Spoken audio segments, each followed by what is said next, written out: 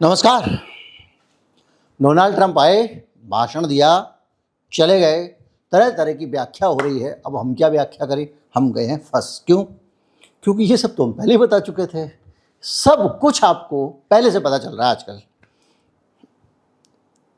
अब खुशी भी होती है, घमंड भी होता है, और ये भी लगता है कि अकड़ दिखाने वाली बात है, लेकिन हम बता चुके थे कब का कि डोनाल्ड ट्रंप यहाँ से वापस होंगे, सारी चीज़ें। और अब जो एजेंडा चल रहा है, जो स्क्रिप्ट चल रही है, उसी लाइन पे डोनाल्ड ट्रंप ने आके भाषण दिया और अमेरिका के लोगों को सफाई दी। लोग तरह तरह की बातें कर रहे हैं, लेकिन इस भाषण में कुछ बहुत चीज़ें साफ दिख रही हैं, एविडेंट दिख रही हैं, दीवार पे लिखा हुआ दिख रहा है। और वो ये कह रहा है कि डोनाल्ड ट्रंप अब इस युद्ध से बाहर निकलना चाहते हैं, जो हम लगातार कह रहे थे। और इस बार उन्होंने बहुत सारी चीज़ें अपनी ही पोल खोल दी, अमेरिका की पोल खोल दी, वगैरह वगैरह वगैरह। हम समझने की कोशिश करेंगे कि इस भाषण के बाद अब क्या रुख रहने वाला है, ईरान के साथ इजराइल और अमेरिका की लड़ाई का अगला मोड़ क्या होने वाला है, किस दिशा में लड़ाई जाएगी। और ये भी समझेंगे कि डोनाल्ड ट्रंप ने क्या ना कह के भी कह दिया, कबूल कर लिया, उगल दिया, गलती मान ली। मैं हूं गिरिजेश वशिष्ठ, आप देख रहे हैं नॉकिंग न्यूज़ का यूट्यूब चैनल।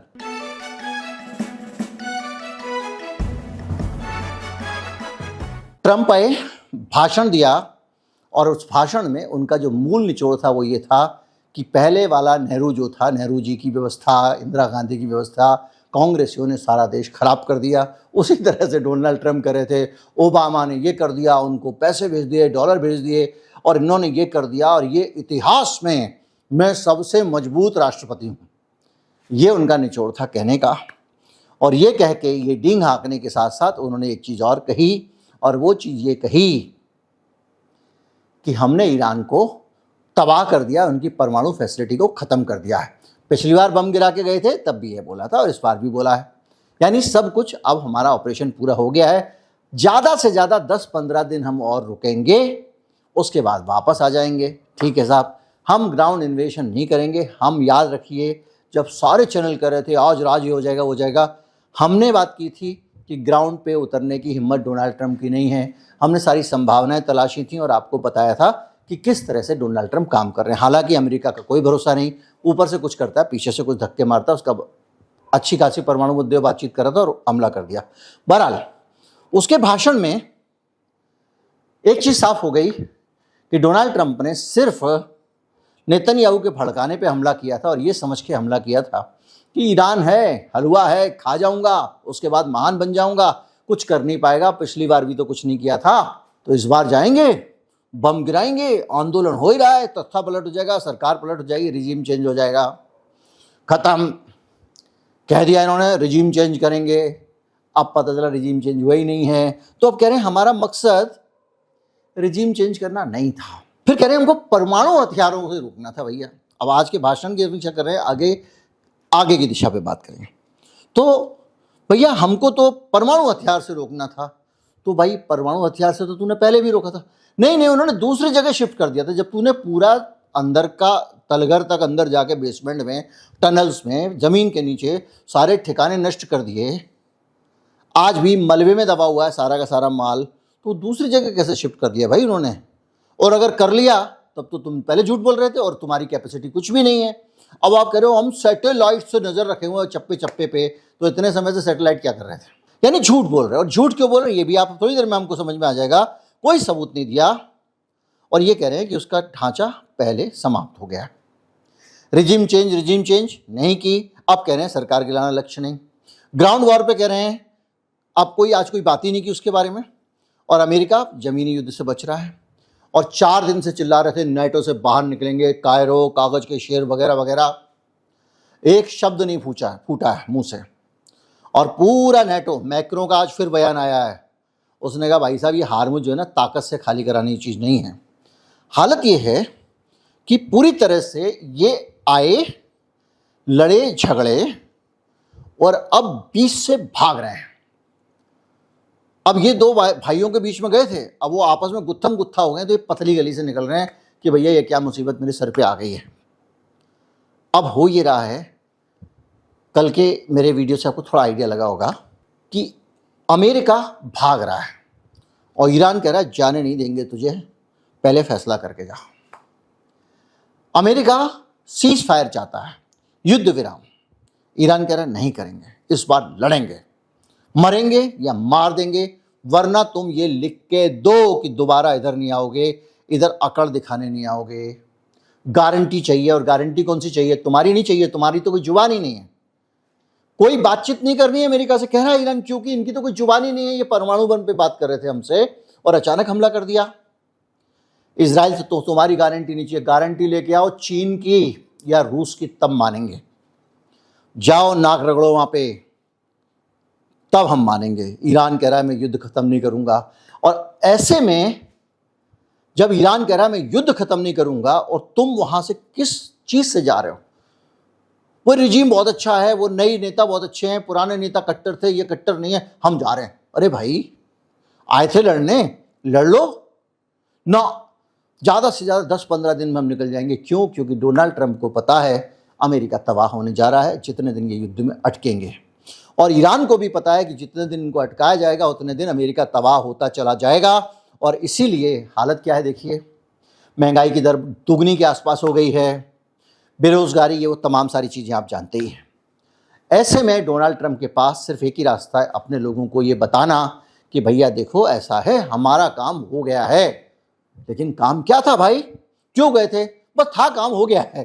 क्या काम था? हमारा काम था जी वहाँ पे न्यूक्लियर ठिकाने नष्ट करना, कुछ भी ऐसे बोल दो, क्योंकि आप गए थे। और ये भी साबित हो गया कि आप पहले से प्लान करके गए थे, बातचीत तो एक बहाना थी। यानी अपनी नज़र में खुद ही एक्सपोज हुए। अब वहाँ से भाग भाग के जा रहे हो, और क्या हुआ? अब ट्रंप ने हार्मुज को खाली कराने की कोई योजना नहीं दी। कह रहा है मैंने उनको कह दिया अगर आपको तेल चाहिए तो अमेरिका से खरीद लो, और अगर चाहिए तो खाली करा लो अपने आप हार्मुज। फ्रांस कह रहा भैया झगड़े का काम नहीं है, ये बातचीत से होगा। अच्छा, पहले हार्मुज खुला हुआ था, कोई भी जाओ व्यापार करो आ जाओ। ट्रंप के आने से हार्मुज ईरान का हो गया। अब ईरान और ओमान बैठ के वहाँ टैक्स वसूल करेंगे, बैरिकेड लगा के बैठ जाएंगे, कोई नहीं निकलेगा यहाँ से, और इनको तेल नहीं ले जाने देंगे। तो अमेरिका से खरीद लो बेटा, लाओ एकदम धरती पार करके पूरा, जितने चमचे हैं। तो हरमुज पे ईरान का कब्जा करा दिया इन्होंने डर के मारे, क्योंकि जान छुड़ानी थी। और ईरान जानता है इनको मैं रोक के रखूंगा, जितनी देर ये यहाँ पे रुके रहेंगे मेरे पास लड़ाई झगड़े में, उतना ये घर पे लेट जाएंगे, और काका पीटेगा, पिताजी पीटेंगे, घर वाले ढूंढ रहे होंगे। क्यों? क्योंकि अमेरिका की आर्थिक दशा बिगड़ रही है, और ये इसके कारण पूरी दुनिया का की अर्थव्यवस्था गड़बड़ाई हुई है। एक आध दिन में मैं इत्मीनान से वीडियो बनाऊंगा, दूसरे चैनल पे आज बना रहा हूँ कि भारत पे क्या असर पड़ रहा है और भारत किस तरह से नुकसान में जा रहा है धीरे धीरे करके इसके कारण। खैर, अब ये हुआ है कि बस हरमुज जो है वो किसी के नाम पे हो गया। ट्रंप जो है वो एक्सपोज हो गए, और 2-3 हफ्तों में कह रहे हैं हम अपना लक्ष्य पूरा कर लेंगे। अब लक्ष्य पूरा कर लेंगे, ये कर लेंगे, तुम भाषण दे रहे हो, हमारे पास चिट्ठी आई है, और इन्होंने बम छोड़ा दिया।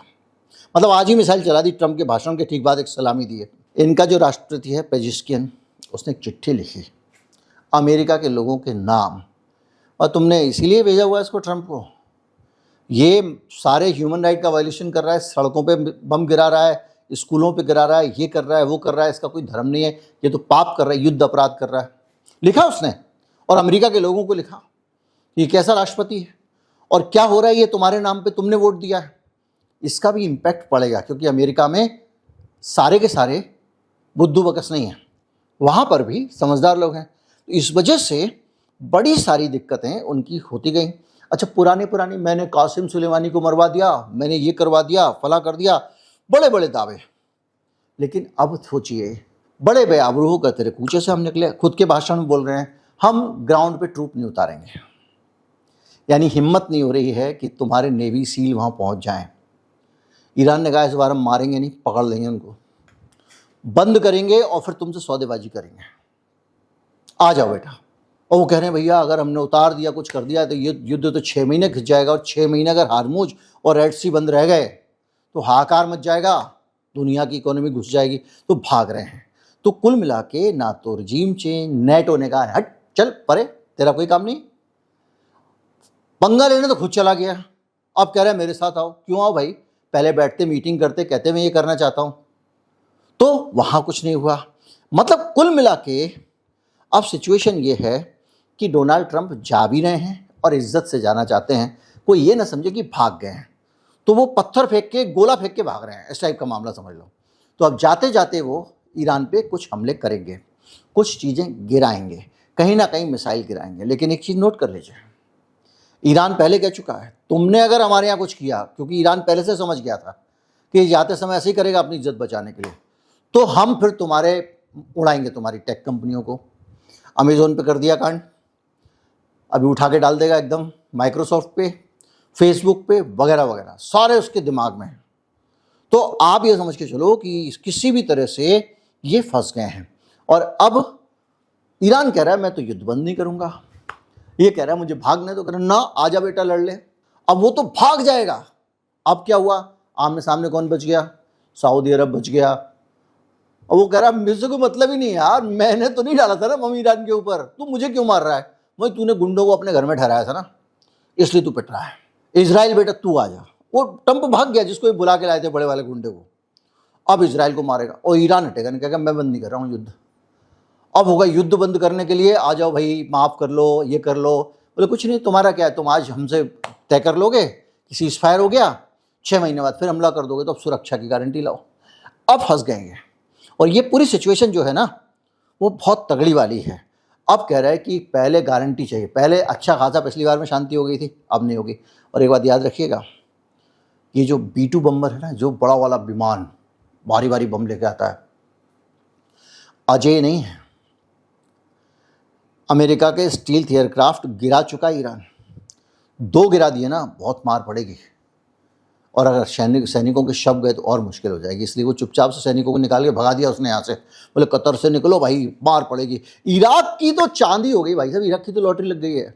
इराक में ये लोग बैठ के वहाँ अड्डा बना के उसको गुलाम बना के बैठे हुए थे, निकल के भागे हैं एकदम, तिलचट्टे वगैरह, इतने कॉकरोच वॉकरोच, एकदम साफ हो गया है वो।